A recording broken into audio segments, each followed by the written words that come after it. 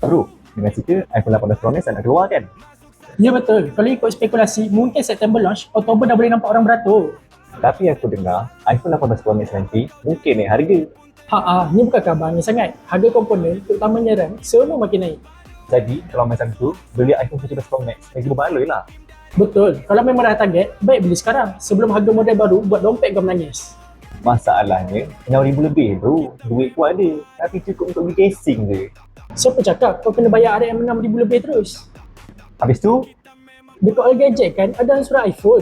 Korang apply dulu, dah lulus, dapat phone kemudian baru bayar. boleh bayar bulan-bulan? Boleh, tak perlu deposit, tak perlu penjamin dan proses secepat 24 jam je. Tak perlu deposit?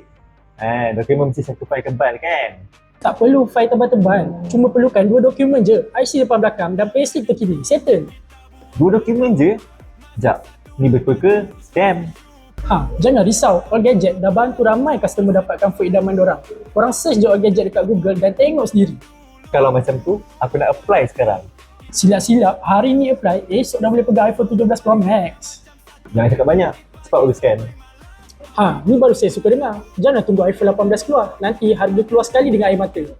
Cepat roja saya sekarang. Saya akan bantu korang sampai dapat iPhone 17 Pro Max ni.